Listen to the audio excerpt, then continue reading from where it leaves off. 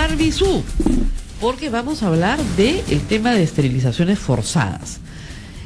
Es un tema complejo porque hay una multiplicidad de víctimas, ¿no es cierto? Hechos diversos porque se suscitan en distintas partes del Perú, defensas compartidas porque el doctor Barbizú va a asumir los casos que tiene Demos, pero hay otros casos que tiene IDL, hay otros casos que tienen otros abogados locales en todo el país. Así que es un tema muy complejo, pero que tiene un denominador común. O sea, las personas que han buscado justicia no la han encontrado hasta el día de hoy. ¿Cuáles son los hechos? Los hechos son los siguientes. Un grupo de mujeres en el Perú, básicamente mujeres quechohablantes y muy pobres, fueron obligadas a esterilizarse. Es decir, le dijeron: mamita linda, tú no vas a tener más hijos. Ni siquiera se los dijeron muchas veces y simplemente las esterilizaron contra su voluntad. No tuvieron consentimiento informado ni ninguna de las cautelas que se tiene que tener en estos casos. Pero además de las faltas éticas de este tipo, en algunos casos incluso las prácticas condujeron a la muerte de las personas. Entonces son varios hechos que configuran delitos muy diferentes, ¿no es cierto?, pero que además tienen un tratamiento diferente. Y además, ¿ya?, de los hechos, digamos, de responsabilidad personal, la negligencia médica, la falta de ética médica, etcétera. Lo que está en discusión acá, que es más interesante, es si esto fue una política pública o no, ¿no es cierto?, que determinó que determinadas personas en el Perú no podían tener hijos, lo cual es más grave. Gracias por estar con nosotros, doctor. Muchas gracias, Rosa María, por la invitación. Acá hay dos niveles, ¿no es cierto? El nivel individual, así es, de víctimas absolutamente individualizadas y de las personas que las esterilizaron, y el nivel, si se quiere, de política pública. Así es. ¿Cuál va a asumir usted? ¿O los dos? Bueno, lo que pasa es que en la teoría del caso nosotros entendemos que aquí hubo efectivamente una política de Estado. Esto obedece a algunas directivas que habría dado el propio presidente de la República en el sentido de lograr ciertos estándares en temas de control de la natalidad. Esto, de hecho, después de un evento internacional en el que se comparten experiencias regionales y globales en estos temas, él regresa y dispone este programa. El problema es que se dispuso del programa con una especificidad bastante cuestionable, y era que se tenía que alcanzar un número de cuotas, ¿no?, por cada una de las obstetras, por ejemplo, o los médicos que participaban del programa, y esto ha sido absolutamente documentado por testimonios de las propias enfermeras u obstetras que participaron del programa en determinadas regiones del país. Ahora, que se entienda bien, que el Estado ofrezca un programa de planificación familiar no está en discusión. El problema acá es la falta de voluntad de la persona para ser sometida a un tratamiento que además tiene consecuencias irreversibles. Ese es el problema. Absolutamente. Aquí hubo, sin duda, el programa careció de una información adecuada para las personas que iban a someterse a estos métodos que son irreversibles. La esterilización, la anticoncepción quirúrgica tiene consecuencias irreversibles. Que además el tema es gracioso, se llama AQV, es anticoncepción quirúrgica voluntaria. Y fue lo menos voluntario que hubo, en verdad. Muchas mujeres fueron llevadas con engaños, otras fueron obligadas de plano. Hay testimonios realmente horrorosos de cómo se les engañó o cómo se les indujo con mentiras, falsedades, a someterse a las operaciones. Y hay un testimonio que a mí me parece absolutamente importante de rellevar, porque tiene que ver además con esta concepción de un aparato de poder organizado, que es el testimonio de una mujer, de una obstetra, que asegura haber recibido el encargo de esterilizar 5 personas, 5 mujeres, en un determinado plazo. Pues esa persona no llegó a 5, llegó a 4. Entonces, viéndose, y claro, porque además la amenaza frente al incumplimiento de esa cuota era que simplemente era echada del trabajo. No perdía su trabajo. Porque además obviamente estaban en relaciones muy precarias, relaciones laborales respecto de sus empleadores, que eran el Estado, ¿no?, los hospitales públicos. Bueno, entonces llega a 4, no consigue la quinta, entonces lo que hace es esterilizarse a sí misma. Regresa para dar cuenta de la cuota cumplida y le dicen no. ¿Y no por qué? No, porque usted no cumple con el perfil de mujeres a esterilizar. O sea, estamos hablando, Rosa María, de algo tan grave como esto que tú estás diciendo. Es decir, sí, pues, primero, una desinformación, un engaño, pero además una conducción del programa hacia personas de determinadas condiciones o características. Estamos hablando de una discriminación horrible, racial, ¿no es cierto? ¿no? Racial. O sea, tenía que ser mujer andina, Así básicamente rural, Así es. quechuahablante, que además ya tuviera hijos en general, ¿no es cierto? Entonces le decían, mamita, ¿para qué tienes dos? ¿Para qué quieres más? Hay mujeres que tenían un hijo. O sea, Claro. hay mujeres que tenían un solo hijo. Es decir, ¿cuál es el criterio para esterilizar a una mujer que apenas tiene un hijo? Claro. Entonces, no ha habido ningún criterio más allá Ahora, que... ahora, les podrían decir, vamos en números gruesos, ¿cuántas mujeres se esterilizaron en estas campañas? Porque duraron un par de años. Miles, en realidad, claro, ahí hay un número que decantar, en el sentido de que seguramente muchas fueron voluntarias. Eso es lo que va a decir. Oiga, el cálculo es que se esterilizaron 100.000 mujeres, porque esa era la meta al año, esterilizar 100.000 mujeres en el área rural andina.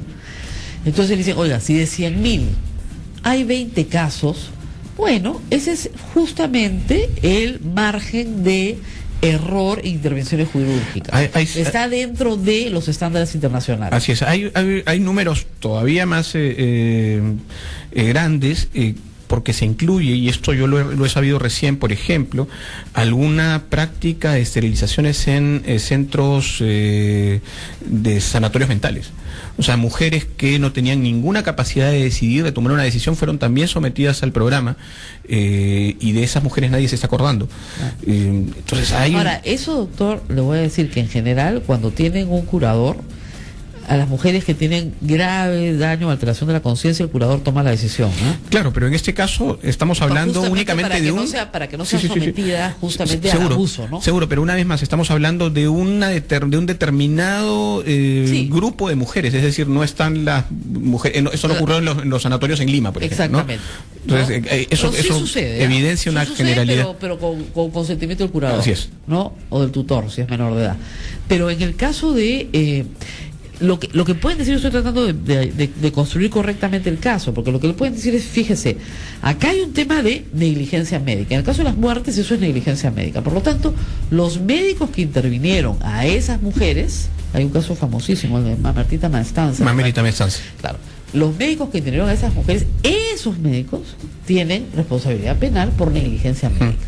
Y ahí terminamos. ¿Se da cuenta? O sea, that's it. ¿Cuál es la diferencia? ¿No es cierto? El tamaño de la pena, ¿no? La negligencia médica prescribe, pues a los 3, 4 años está todo prescrito en este momento. Ese es el primer nivel. El segundo nivel le van a decir es, fíjese, efectivamente hay un conjunto de mujeres que sufrieron daño a su salud, ¿no es cierto? O murieron. Esas también son todas, caso por caso, negligencia médica. ¿Ok? Caso por caso, negligencia médica. Usted hay que ver los 37 o 47 casos que tenga, ver en qué caso hubo conciencia médica. Muy bien.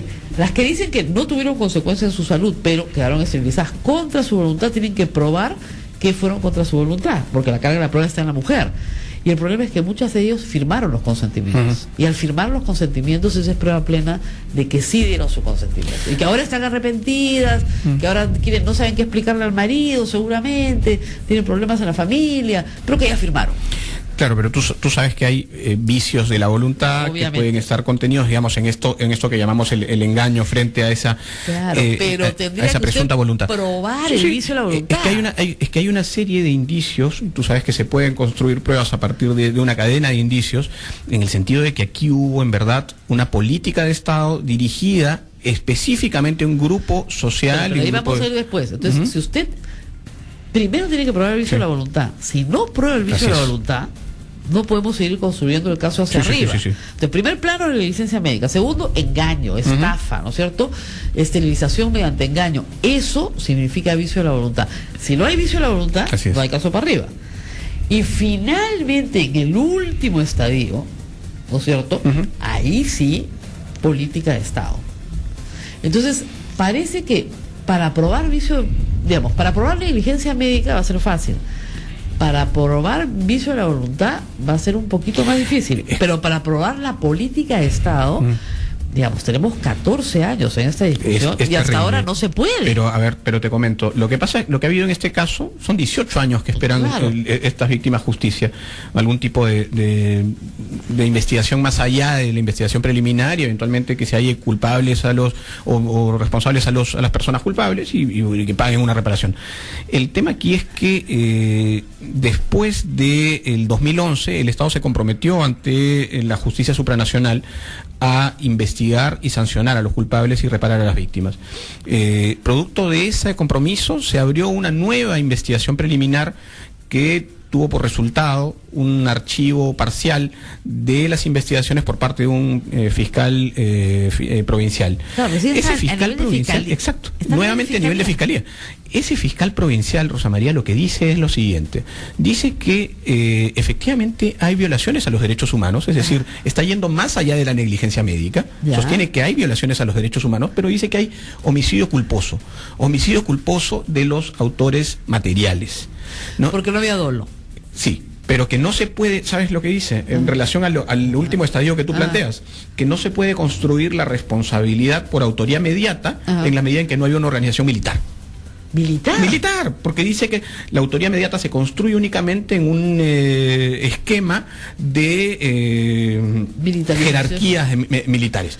Esto que es aberrante, es un error, es absurdo, porque además lo que te acabo de contar de esta persona, de esta obstetra, por ejemplo, que está sometida, ¿no es cierto?, al designio de su superior, y ese superior está a su vez sometido al designio de la política de Estado. Puede haber sido, lo que pasa también es una especie de, mire, acá lo que pasó fue una mala interpretación de las normas. Nunca les dijimos que obliguen a nadie a ser esterilizado. O sea, el ministro de Salud dice, entonces, pues, que usted cree que estoy loco, ¿cómo se le ocurre que voy a obligar a alguien a esterilizarse? Lo que acá hubo es una conducción del proceso mal hecha. Bueno, o sea, a ver, nosotros esperamos que esto pase a un nivel judicial porque hay indicios absolutamente razonables para que eso ocurra. Es decir, que aquí se formalice luego de una investigación mucho más amplia, porque no se ha tomado en cuenta el testimonio de muchas mujeres que han sido víctimas de esterilización forzada. Entonces, que eso pase a una instancia judicial donde se debatan y se decidan las responsabilidades penales que les corresponda a cada quien. Pero no se puede de buenas a primeras decir aquí no hubo... Sí, hay negligencia médica y al mismo tiempo hay homicidio culposo y al mismo tiempo hay violaciones de los derechos humanos. Eso es un contrasentido, es una barbaridad. Entonces, que se ponga de acuerdo el fiscal consigo mismo. Pero entonces nosotros estamos sosteniendo que sí hubo aquí una política de Estado. ¿Cómo se está trabajando esto? Porque habiendo tantas víctimas, hay algunos casos que sí han avanzado solos y otros que están avanzando en conjunto, se han acumulado. ¿Cómo se está trabajando esto? Sí, bueno, hay distintas defensas. Yo en realidad apenas me hago cargo del caso hace unos días. Yo lo que voy a plantear es que esto requiere una unidad, no solamente, no sé si se acumule, pero en todo caso esto requiere una unidad de las defensas, de las distintas defensas en las distintas instancias, porque hay casos que ya están judicializados. Exactamente. El caso de Amérita Mestanza, por ejemplo. Pero digamos, aquí se requiere del concurso de todos los defensores de las víctimas, porque todos tenemos que caminar en un mismo sentido. Y aquí lo que todos pensamos es que ha habido efectivamente un programa desde las más altas instancias del gobierno tendiente a esterilizar a determinadas personas. Es decir, no permitir, o más bien tener un control de la natalidad aberrante e involuntario respecto de algunas personas. O sea, es un caso terrible de odio, creo yo, de odio y discriminación. Más que de odio, diría de desprecio. Digamos, voy a ponerlo en términos brutales, ¿no? Estas serranas se llenan de hijos. Sí, sí. Que es una cosa muy limeña, ¿no? Tienen 8 o 9 hijos y se mueren de hambre. Es eso, Rosa María. Y como se mueren de hambre, hay que quitarles la posibilidad de que tengan hijos. Eso, que para algunas personas es incluso hasta un acto de bondad, ¿no? Y de caridad. Les estoy quitando, ay, por favor, si van a llenar... ¿Qué va a hacer con 18 hijos? Pobre mujer. No, el marido llega borracho, la viola, tiene el hijo. No, hijita, ya por lo menos...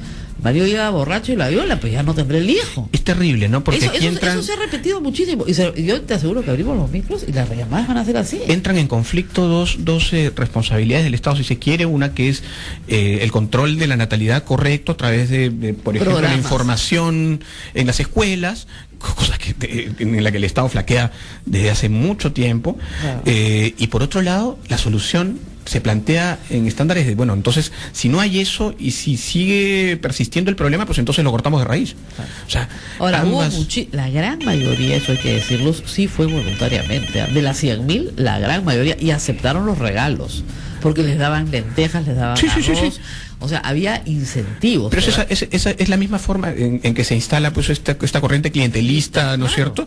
Pero lo cual también es perverso, por cierto, ¿no? Vamos a escuchar algunas llamadas del público, por favor. Aló, muy buenos días. Aló. ¿Cómo está? Lo escuchamos. Rosa María, ¿cómo están? Buenos días. Se llama Gaby de Chorrillos. Mira, yo soy un personal de salud en el cual yo trabajé en un centro de salud San Genaro, y en el programa de focalización. ¿Pero a dónde? Y ahí nos pedían en Chorrillos. Bueno, en Chorrillos. Ya. Y ahí es asentamiento humano. Hay San Genaro, hay Pacífico de Villa, hay Víctor Raúl, hay varios asentamientos humanos. Nosotros nos andábamos todos los cerros para buscar aquellas familias que tienen buena cantidad de hijos. ¿Quién nos exigía? Era a nivel del Ministerio de Salud. Nos pedían cobertura y entre ellos estaba las esterilizaciones forzadas, tanto en hombres como en mujeres. Y obviamente nosotros teníamos que cumplir esa misión. Lo que haya pasado de ahí para acá, ahora me doy por enterada que era prácticamente un engaño. Obviamente era en el tiempo de la época del señor presidente Fujimori.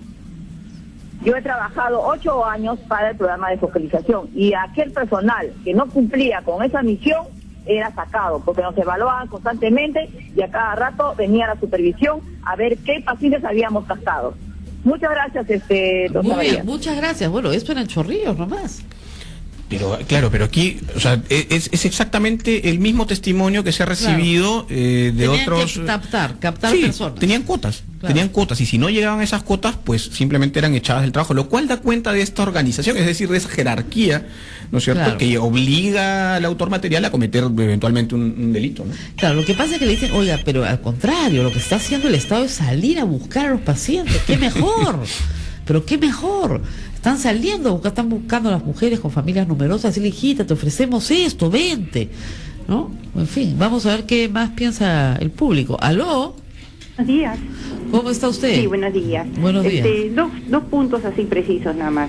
Primero, que ningún gobierno del mundo puede preparar un programa de esterilización ni forzada ni voluntaria. Eso no lo puede porque este va contra los derechos humanos. No, y segundo, que sí hubo un plan del gobierno, un plan de Estado, porque ahí están las palabras de Fujimori en los periódicos y en el video, cuando dijo, esta esterilización es porque se impide el desarrollo del Perú con tantos niños, y eso es el delito más grave de un ser humano. Gracias. Muy bien. No, un Estado sí puede ofrecer un programa de pastillas anticonceptivas, condones y esterilización voluntaria. Es decir, normalmente, ¿qué sucede? Una mujer da a luz su tercer, cuarto hijo y le pregunta el doctor. Le pregunta o lo discute antes del parto, porque en ese momento es muy fácil hacer una ligadura.